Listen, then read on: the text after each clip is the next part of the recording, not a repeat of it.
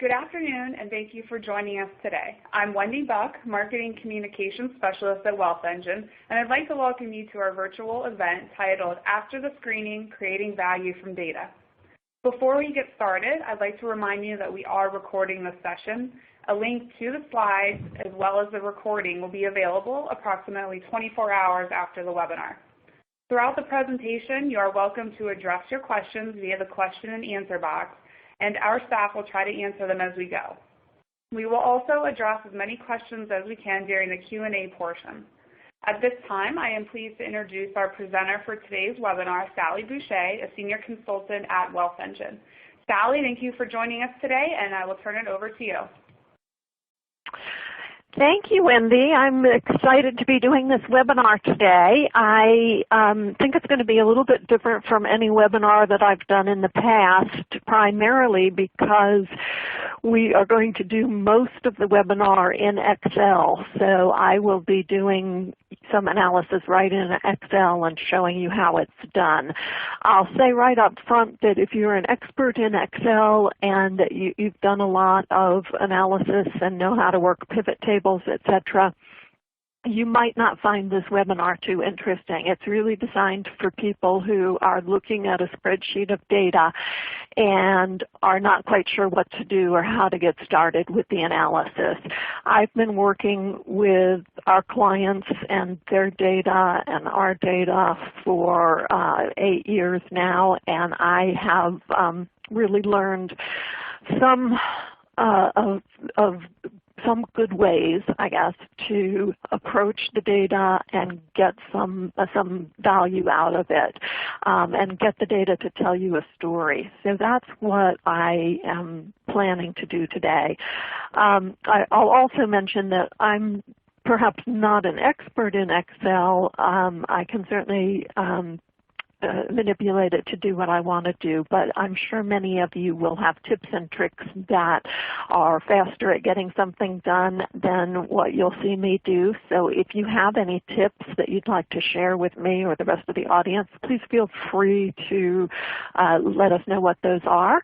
And with that all said, we will get started. I'm going to just start out by talking about objectives for our analysis, then we'll jump into Excel and do some analysis, and then we'll jump back into PowerPoint and look at the results of that analysis and how we can make it tell a story. So in terms of objectives, people have many different objectives for doing a screening. Frequently they fall into one of these categories: identify, optimize, or segment. So people may want to identify major gift prospects, they might want to identify planned gift prospects, they might want to optimize either their major gift portfolios so that they feel that the best prospects available are under management, or perhaps they want to do some optimization on their annual fund and perhaps increase the average gift size without lowering the response rate too much. Or they may just want to use the screening results to help with segmentations, maybe either in their annual fund to see who might be available or the best prospects to upgrade, or to segment perhaps people who haven't given to see which ones are most likely to give in or which ones it would make sense to spend more resources in trying to acquire. So those are some of the objectives, and there's obviously many more that people would do a screening. For our purposes, I just wanted to pick out 3 fairly simple and fairly common objectives that people may select, and these are the ones that I'm actually going to demonstrate some analysis to help support. So we're going to work on identifying the best major gift prospects from a screening file, then using that information to help optimize major gift portfolios, and then use screening information to segment the rest of the prospects for the annual fund. So those are the major things we're going to do. And now we're going to hop right into Excel, and you're going to have to give me just a minute. It's going to take a second here to pop over to Excel. And I'm just going to ask Wendy if she will let me know when she can see my Excel file. Hi, Sally. We can see your file. Okay, great. So hopefully you can all see that I have an Excel file here, and it's sample data, and it has no name and address information, but it has pretty much everything else you would get back from a screening file. So we have the client ID, we have people from all over the nation in this file. These are the ages, we've got our P2G scores, and as I scroll across, you'll see we have, and I know you can't see everything very well, but we've got giving information supplied by the client. And then we've got information that we've appended estimating their net assets, their liquidity, cash on hand, estimated giving capacity, stock, real estate, charitable and political donations, planned giving scores, RFM, which we'll use and I'll talk about in a little bit, along with a major gift assignment, and we'll get into that a little bit later. So here we're faced with a screening file, and we have these three objectives. One is to identify who are going to be our best major gifts. The second one is to see if we can make some changes in our portfolio to put better prospects under management. And the third one is to come up with a segmentation scheme for the rest of the prospects through the annual fund. And so the first thing we're going to do is just a little bit of exploration. And this is the start of where I'm going to be teaching you some things in Excel, and if you already know it, excuse me for going through it slowly, but I believe there will be people on the line who have not done this before. So I have highlighted all of my sample data here just by clicking in the upper left-hand corner, and I'm going to go to the Insert tab, and I'm going to select Pivot Table. And it automatically, because I've highlighted it, selects the table range of that has my data in it. So I don't have to do anything with that. And it gives me the option of putting it on a new worksheet, which is normally what I would select, or an existing worksheet. And I'm going to do that because I've got something primed up here on sheet 2 and I want to be able to use that. So select the location and we'll just put it here and say OK. And now from the sample data sheet, we have a pivot table on our tab number 2. And if you're not familiar with how these work, that's the purpose of, or part of the purpose of what I'm going to be doing. Your report information is going to show up here in this section of our worksheet. And we're going to create it over here in this section of the worksheet. So what we have over here where it says Pivot Table Fields, and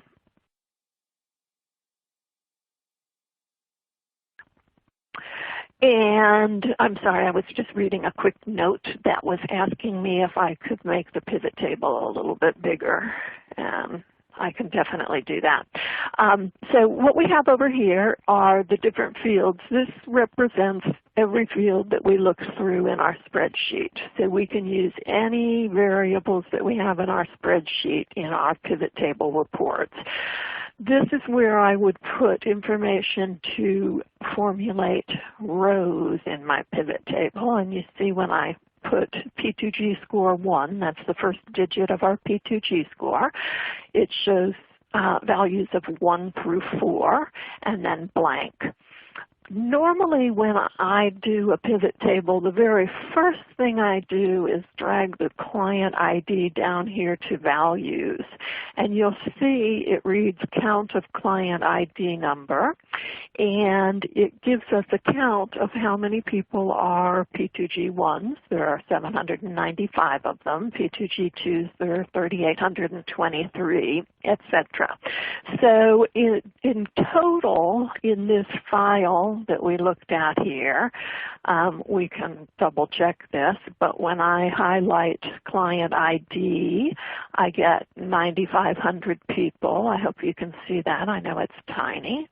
And when I put client ID into my pivot table, if we take away that, it shows 9,500 people. So I am going to start out just doing a little exploration here. One thing that we need to figure out if we're going to try and recommend who the best major gift prospects are, we know that capacity is going to be important, and we'll look at that a little later. But propensity to give and affinity for your organization are also important. And I often use P2G as a proxy for propensity to give, and I often use RFM, recency, frequency, and money as a proxy for affinity. I'll explain RFM a little bit more, but for now, let's just look at P2G. So what I want to do is determine whether the P2G score is actually predictive of people giving. And so we see the counts here, and that's well and fine.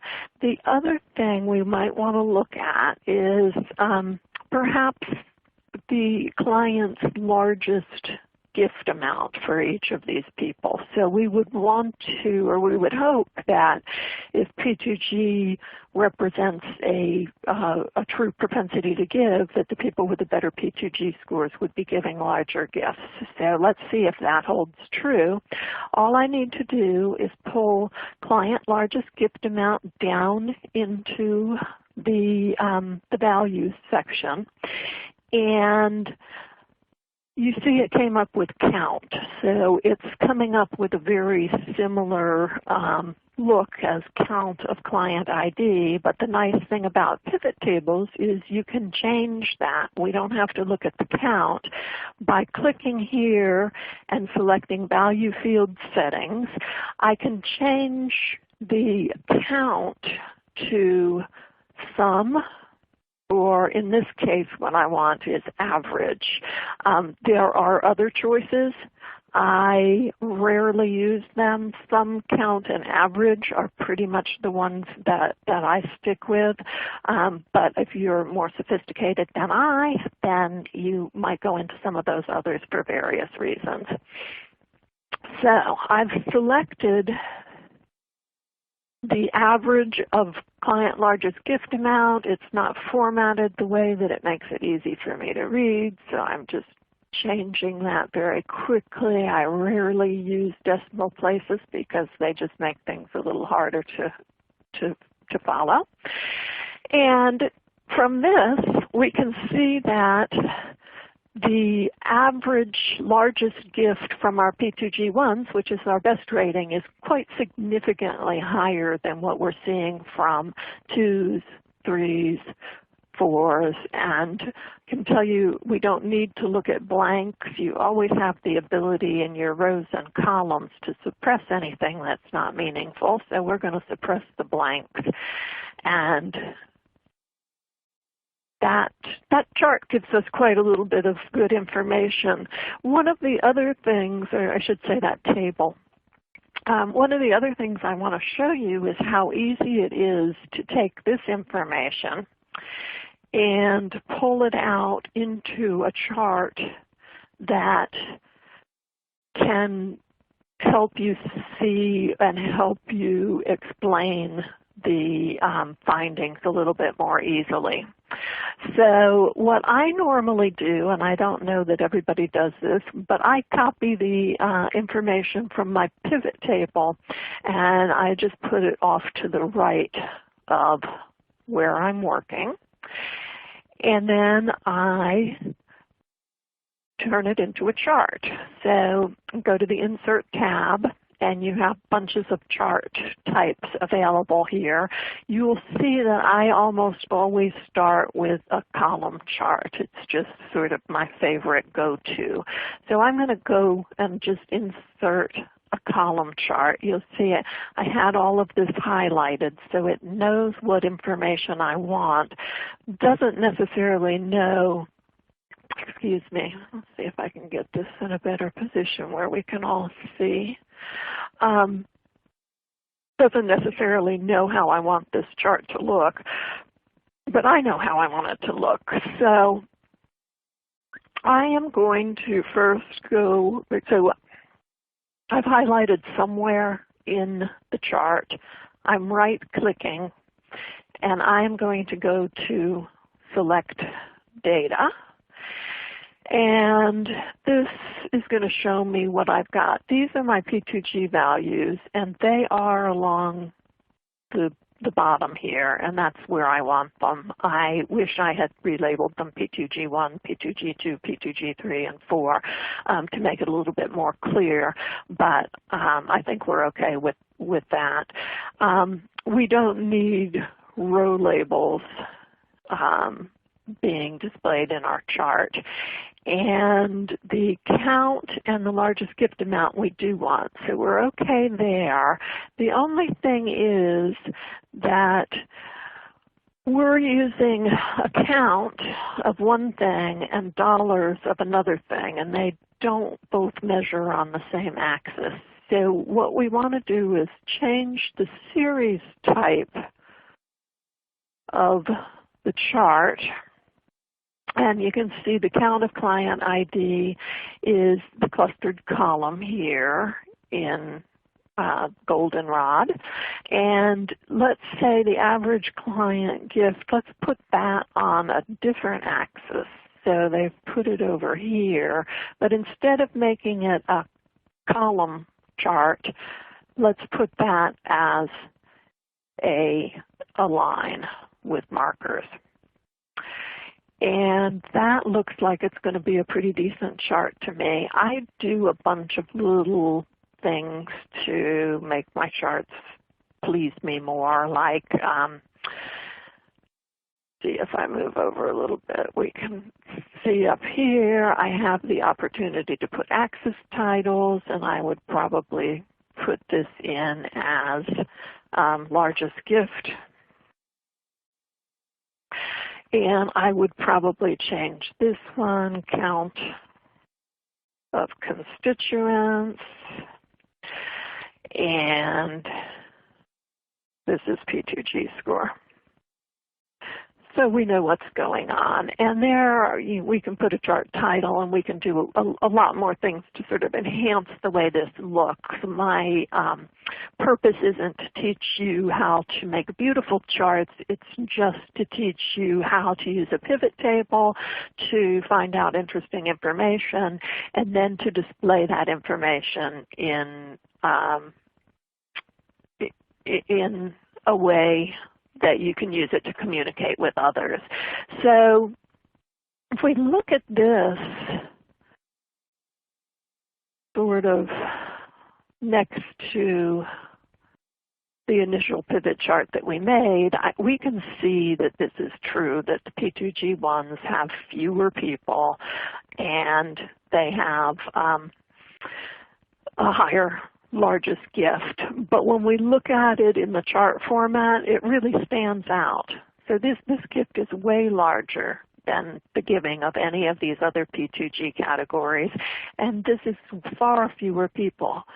So putting it into chart form can often be a really handy way to help you explain your data, explore your data, and understand your data.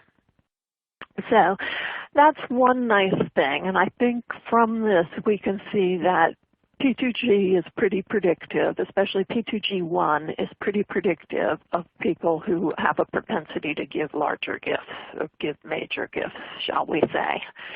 So the next thing I want to do is a second pivot chart. I want to look at P2G in a different way, and I can easily, instead of going back to my sample data and doing the insert a new pivot chart thing, the easiest thing to do is actually copy an existing pivot chart. I'm going to go down some fresh space here, and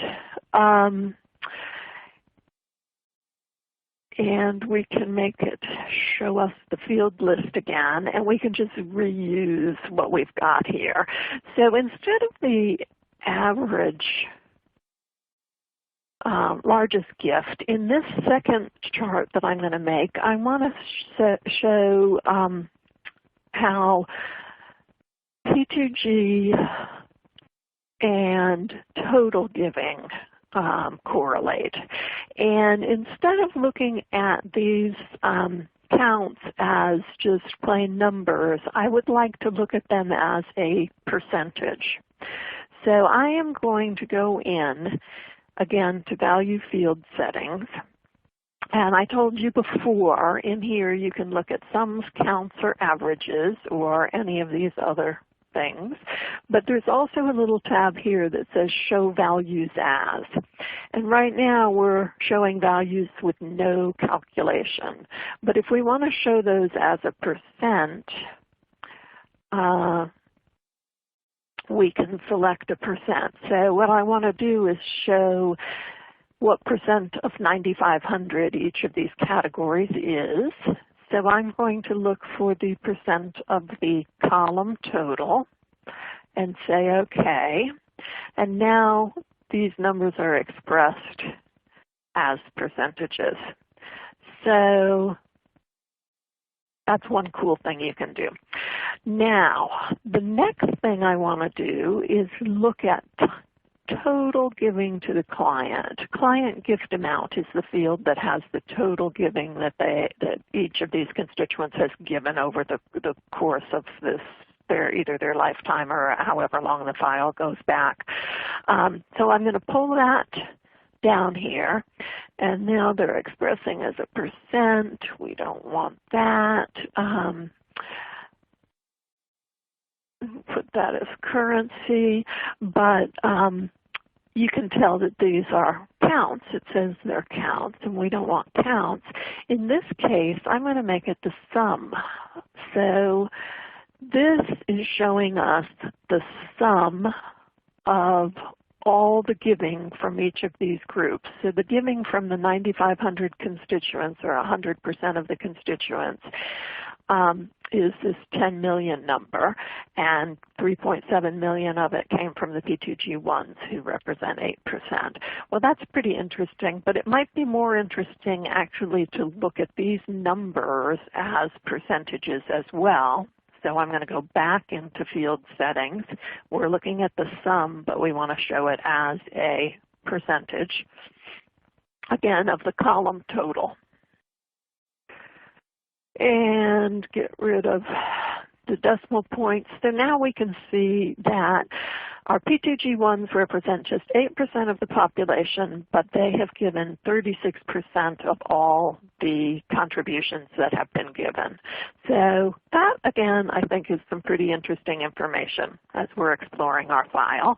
And again, I don't want to bore you with doing too many of these, but to do a chart of that, we can simply go to the Insert Charts area. So I told you I always do this, excuse me. Copy it, paste it out to the side, and then insert.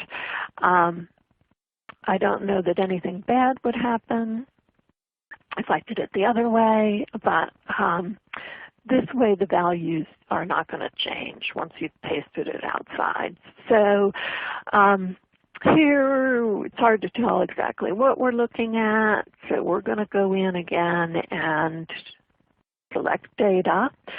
The row labels are the P2Gs. We don't need them to represent a bar of any sort. And say OK there.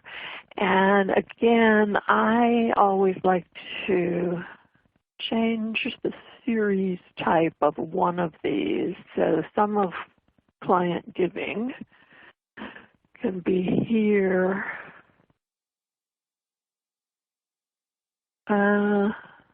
Doesn't really need to be on a separate axis, so we won't do that. So here we have, again, another chart. Looks relatively interesting, and we can see that the P2G ones represent a small amount, about 8%. Another thing you can do is add data labels if you want. They represent about 8% of the population, and they give about 36% of the total donations. So that's another just sort of interesting exploratory thing. Now I am going to move on, and I'm fairly cognizant of the time, and I don't want it to get away from me. So I'm going to quickly just copy that, paste it, and do another chart. I like having these. I'm going to go back and show them as no calculation for now. So this is the way I would normally approach a pivot chart. I just have the count of the client ID expressed as a number, and that way you know that you're starting off with the full data set. So we've got 9,500 people here. The second thing I sort of wanted to look at after P2G is RFM, and whether that's going to be a pretty good proxy for us for affinity so when we determine who our best major gift prospects are. So for those of you who don't know, RFM stands for recency, frequency, and money, and it is a way of quantifying an individual's giving to your organization, looking at those three dimensions. So recency applies to their last gift date, frequency applies to how many gifts they've given, and money applies to what's the size of their largest gift. So when you look at those three things, you can rank your entire file by each of those dimensions. So the person who has given most recently would score 100, say, if we're doing it in percentiles, which I did. And the person who had given the longest ago would get a 1 for recency. Frequency the same way. The person who had given the most gifts would get 100. The person who had given the least would get a 1. And for money, the person who had given the highest single gift amount would get a 100. The person who had given the least would get a 1. Everybody else would take their rank order in between. And that's something that we return with screenings. It's also something that you can calculate pretty easily on your own. From that, I totaled up the RFM scores so they could get a potential for recency, frequency, and money of 300 points. I totaled them up into the RFM total. I divided that total into quintiles. So you'll see numbers 1 through 5. It's just 20% of the population. And instead of giving them the number names, I renamed the quintiles high, very high, moderate, low, etc. You can see that when I pulled them down here, they didn't come out in exactly the right order, but you can move things if they can't be sorted alphabetically to make sense. So I'm just going to move very high to the top, and I'm going to move low down. And so you can see we've got very high, high, moderate, low, very low for affinity ratings. And again, I'm going to deselect blank so we don't have that. So I hope that makes sense to you all and you understand, and I know I went through it quickly. If you want more information on RFM, we can certainly send some to you as a follow-up to this. So what we want to know is this RFM ranking or a proxy for affinity rating something that is going to be useful? Does it really represent people who give more money? So I am going to now look at the average of their total giving, and I'll look at the average capacity by these different ratings, and we will see what we see. So their giving is up here, client gift amount. And I'm going to change that to average. We certainly don't want it expressed as a percent. Oh, it's already at 0. Okay, so you can definitely see that the very high gift amounts, and this is really self-explanatory. I mean, we created the categories looking at their giving, so we would expect that their giving would indeed be reflected in these ratings, but this sort of proves it out. Very high has higher average giving, very low has very low average giving. So these labels do correlate with giving. No surprise there, but this is just sort of the proof of it. The second thing I wanted to show is that if we look at their average giving capacity, so I'm going to take down giving capacity and put it down here, change it to average, say okay. This is one of those things I never really quite understand why it appears one way or another, but easy enough to change. In this case, you can see that even though these people have very high affinity, they don't necessarily have the highest capacities of all of them. These people have low affinity according to our RFM ranking, but higher capacity. So I would say giving very clearly correlates with our rankings, but average capacity doesn't. And we can make a chart of this, but I'm afraid if I make a chart of everything that we will run out of time before we finish our analysis. So I'll skip this one in terms of a chart, but when we jump back and look at the data store, you'll be able to see what the chart for this looks like. And so the next thing I want to do is just take a quick look at capacity, because we haven't done that yet. So far we've focused on P2G and affinity as represented by RFM. So just going to, again, do a quick copy, do a quick paste. Oh, wait a minute, maybe I don't want to do that. I did something in advance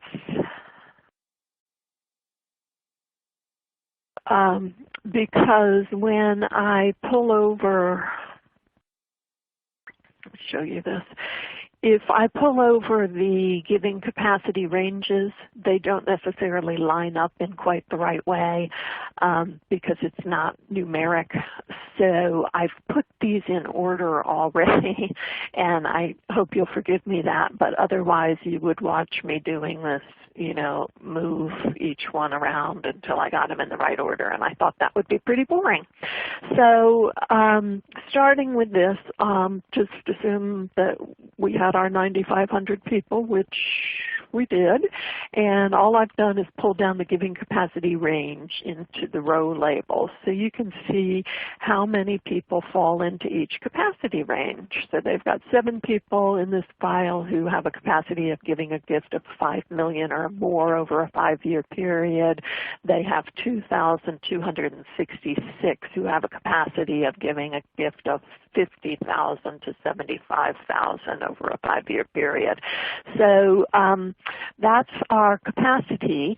There's another dimension that's always kind of interesting to look at, and it's called age, and it often corresponds with capacity in some ways. So let's look at their average age, and you notice every time we pull something down, it starts out as count. So we need to be in the habit of going in, changing it to average,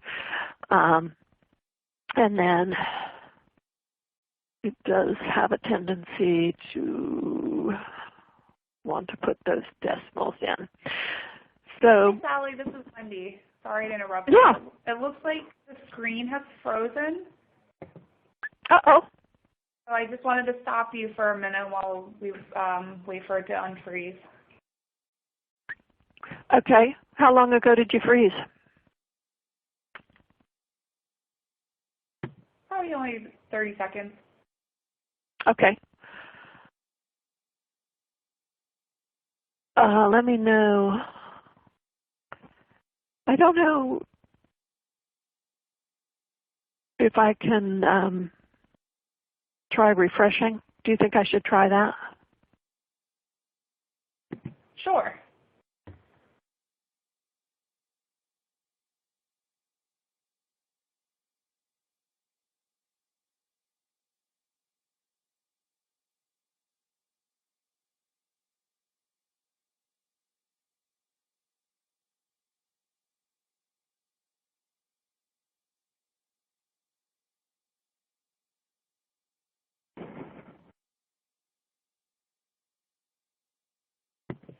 And Sally, when we do start back up, everyone is writing in. When you started to talk about capacity is when it froze. Okay. Okay. Let me know. I kind of redid the whole thing where I shared my screen again. Okay. Give it another Is it working? couple seconds. Not quite. Another couple seconds. Okay.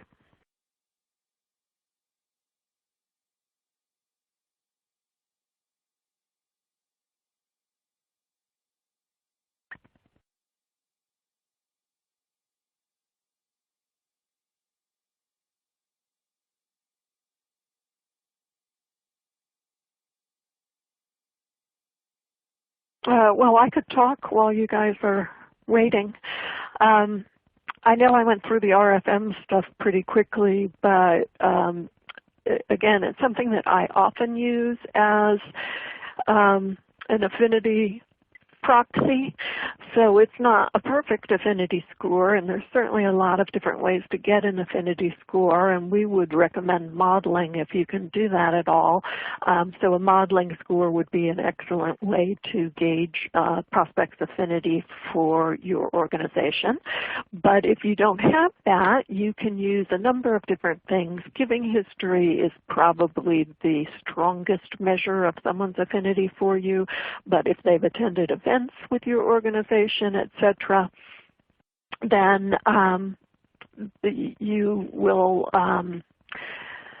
be able to use that kind of information in an affinity score. If they, I know a lot of times,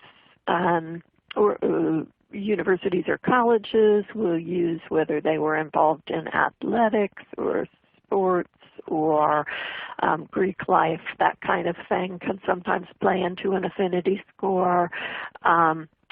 you know, if they have responded to particular email requests or calls to action, that can also be an indication of affinity. So your organization is very capable of coming up with an affinity score. You can use RFM like I'm doing here in this analysis, or you can come up with something that is even a little bit more complex and has more dimension to it. And we also, yep. You can see your screen again. You can? Yes, I didn't want to cut you off while you were speaking. Okay, well, I was just filling the time, but just to finish that thought, I told you we had information we can send you on RFM, and we also have some information we can send you on affinity scoring if you're interested in that. So we will do that as part of our follow-up. So in this chart or this pivot table, I have looked at the estimated giving capacity ranges. It ranges from 5 million plus down to less than 1,000. And you can see the number of people who fall into each range. And then I calculated just by pulling down the age category and switching it to average from count, we can see the average age of each of these constituents. And very often you will see that age, and you can see it in this one, particularly on the bottom end, that age falls off as capacity falls off. So, you know, the takeaway there is kind of that as people get older, they acquire more assets, and you know, we all know that major gift prospects are usually in the older age groups, 60 plus. So I'm just going to skip making the chart of that one. I have it on the PowerPoint slide to show you later. I want to make sure that we really get into is combining some of the things that we've talked about. So what we've talked about are capacity and propensity to give and RFM. So let's combine all that information to see if we can determine which are our best major gift prospects based on those three things. So in this pivot table, I'm just going to use the same one here. We have the capacities listed on the left. We have the count of the client ID. And I am going to use the affinity measure of what I've called RFM affinity and pull it into the columns. We haven't looked at anything in the columns yet. But you can see this makes a matrix, a two-dimensional matrix with capacity and affinity. And I want to make sure that we have things in the right order. So we're going to move this down. We're going to move this to the top. So we have from very high, high, moderate, low, and very low. We don't have any blanks. Again, we can suppress that just to make things easier. And we're going to suppress unable to rate over here and blanks. Okay. So I guess there's two people that were unable to rate who don't fall into this, but basically we have our 9,500 people represented by their capacity and their affinity. So 3 people have very high affinity and they have a capacity in the 1 million to 5 million range. So those are certainly very important people. And I would venture to say that we could look at anyone here who's given who has a capacity of 100,000 or more and has either high or very high affinity and say these would be great major gift prospects. But I'm also remembering that we looked at P2G and determined that our P2G ones were much more likely to give large gifts than other people. So I want to kind of pull that in. And what I'm going to do is use this next section of the pivot table report under filters in order to filter for just our P2G ones. And then we'll look at the P2G ones who have very high and high affinities and high capacities.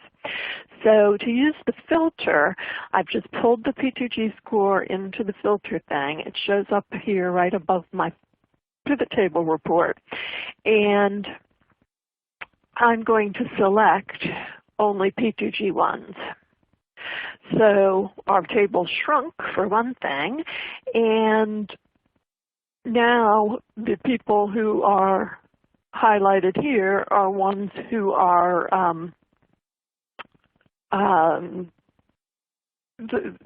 ones that are P2G ones, propensity, their high affinity, their high capacity. So let me just adjust this report so it shows only those people. We only want people who have high capacities. And I know some of this is probably slightly boring to just sit and watch, but if you've never done it before, it might be instructional. I need a few more than this, so let me just throw in these. Hope I get to the number I need. Okay, 373 was the magic number I was looking for. So for this organization, we are going to define the capacity needed to make a major gift as anybody who could give a gift of $50,000 and above. So we've got those capacity levels here. We've got people who have high or very high affinity and who also are P2G1s, and there's 373 of them. One little trick I want to show you is how you can quickly just double-click on that number, 373, and it'll bring up a list of those 373 people. If there's something confusing about it and you just want to verify who they are or look and see that it makes sense to you, you can easily get that list and then either save it or delete it, whatever you need to do. So these are the ones that we're going to call our best major gift prospects based on the criteria that we established as good major gift prospects. I want to compare that now to the ones that are already assigned. So I'm going to, again, whenever you copy a pivot table, you have to copy the entire thing. So I've reached up there to make sure I've got the filter even, and pasting it. And we're not even going to use capacity this time. And I'm not going to use the filter. Get rid of this. And we're back to our regular little familiar pivot table beginning. And in here are coded major gift assignments. So when I pull that down to the row, we can see that there's three major gift people, Julie, Patrick, and Sarah. They have portfolios of around 125 people each. I'm going to suppress the ones that aren't assigned, the 373. That's why I was trying to get to that number. 373 prospects are assigned. And so let's see what we can find out about those people. Let's look at the average giving capacity for each of those. Average giving capacity. I'm going to go in and change it to average. And I'm going to make it currency. And then let's also look at the average giving for those people. Be further up here. This is total giving. Sometimes you might want to use something different than total giving. For instance, last gift amount or something like that. But for right now, this serves the purpose. And so we can see we have 373 total assigned prospects. They have an average total giving capacity of $99,000, almost $100,000, and the average gift amount that they've made is $8,830. So some of them have given much more, some have given much less, but that's the average. I want to compare this group of 373 with this group of 373. And in order to do that, I'm going to create another little pivot table. It's going to look just like this one. And instead of, sometimes we have to make the list come back after we've hidden it.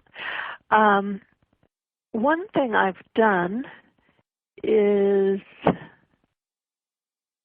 created a field that marked the 373 people that we identified as the best major gift prospects based on affinity, propensity, and capacity. I marked them with a flag. It's just, I marked all of them one who had the flag, and everybody else I left blank. So we don't need to worry about these blank ones. But we can look now at these 373, and you can see they have an average total giving capacity of 214,000, so more than twice as much as the ones that are currently under management.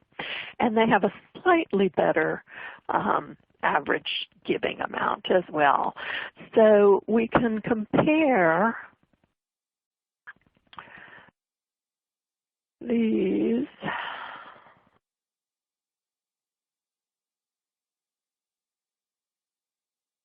to these.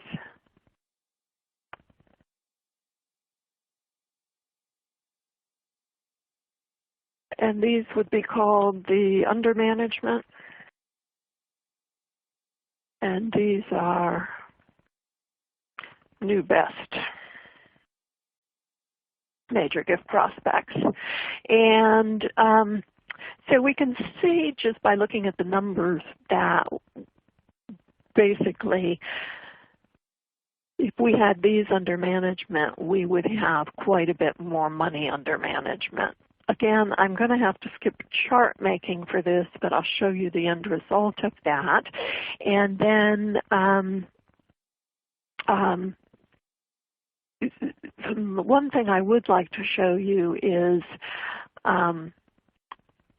not the average of their total giving capacity, but the sum of their total giving capacity. So we're going to show the field list and change this from average to sum.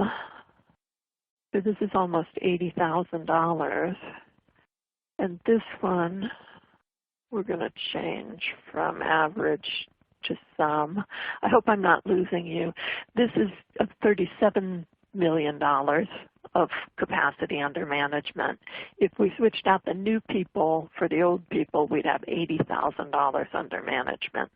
So, you know, if that is your criteria for an optimized portfolio, and it certainly shouldn't be the only criteria, but I think it should be a fairly big one, that you have people who are capable of giving the biggest gifts, who also have affinity and propensity to give in your portfolio, so that you're not wasting time on people who can't make as big an impact.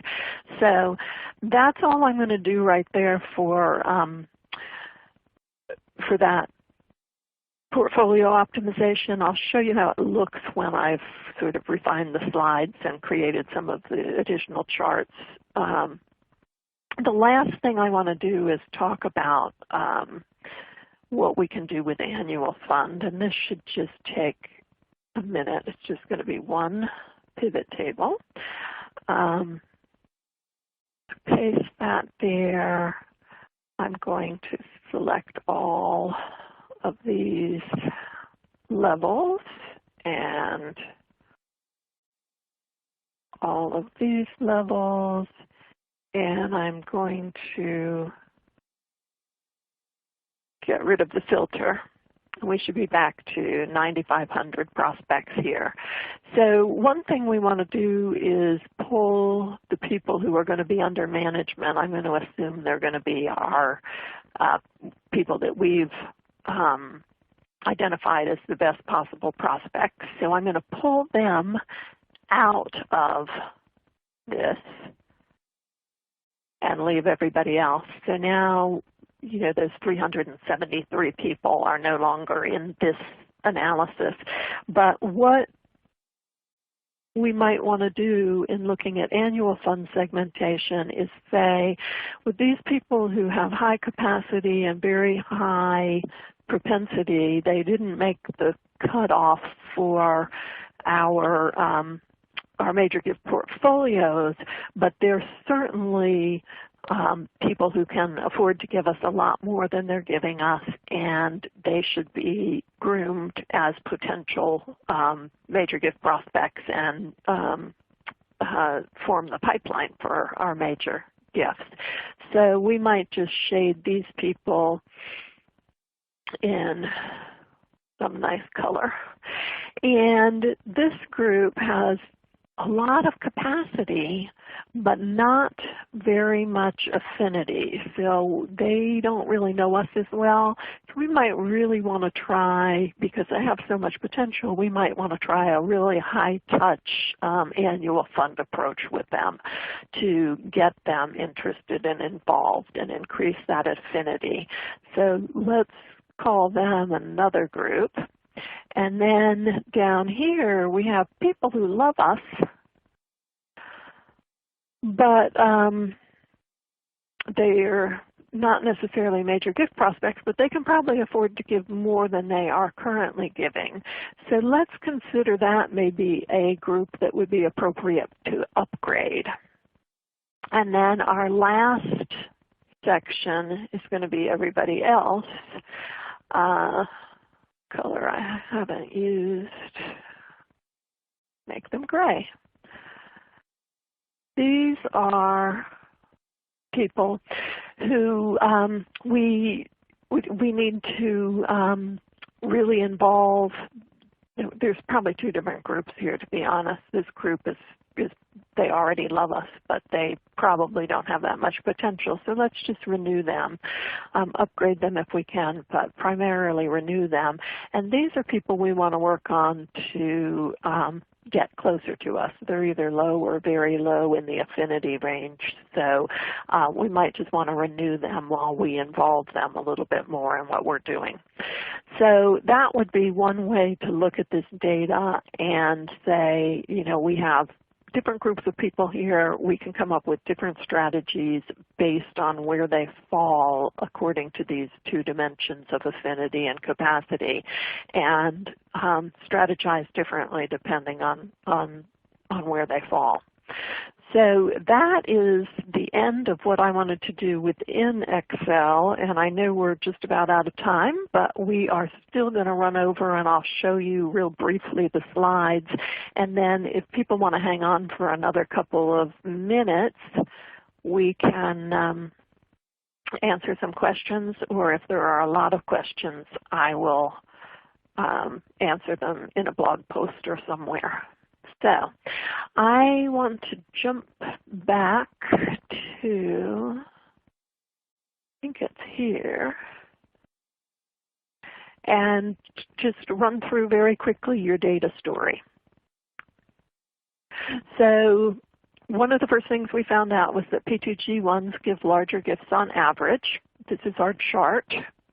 I'm not going to spend a lot of time on especially the charts we've already done. Again, this talks about P2G and how only 8% of the constituents who are P2G1s gave 36% of the donations.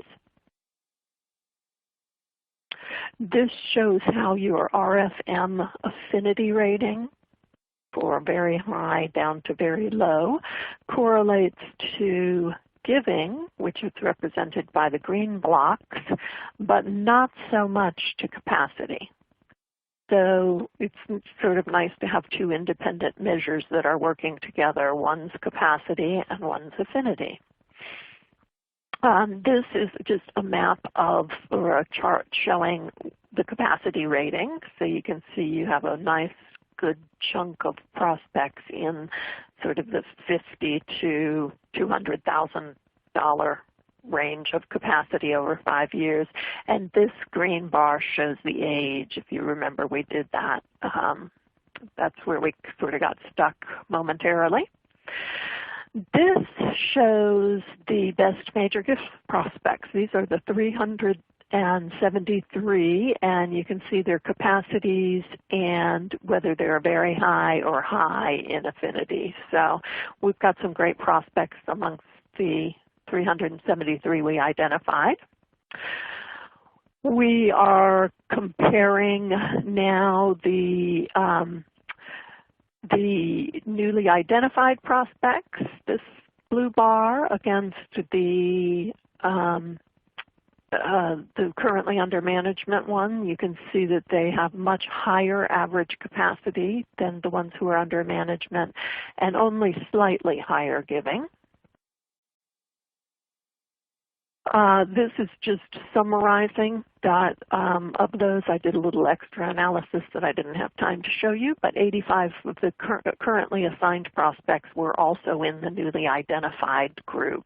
So when we take those out, the 288 that we identified as good prospects that weren't assigned have a total capacity of 63 million.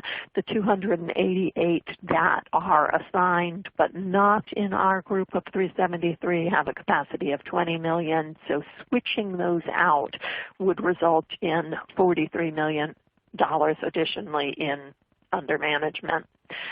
And this is the map that we just created for our annual fund strategy, and if you were showing it to your team, you might say these are your angels, they should form your major gift pipeline. These need to be touched very carefully and cultivated personally because they have so much potential to make a difference to our organization. This group, they love us and they can give more, so let's try upgrading them.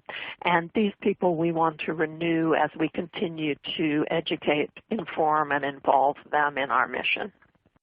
So that is it for the presentation. I'm sorry we ran a couple minutes over, and I'm going to just leave it up to Wendy whether we have time to answer questions or we should just let you go and we can look at your questions later. Great, thanks, Sally. Due to timing, I'm going to send you the questions and we will definitely follow up with everybody following the webinar. That sounds great. Well, I want to thank you all for sitting in. Yeah. Hope you had as much fun as I did.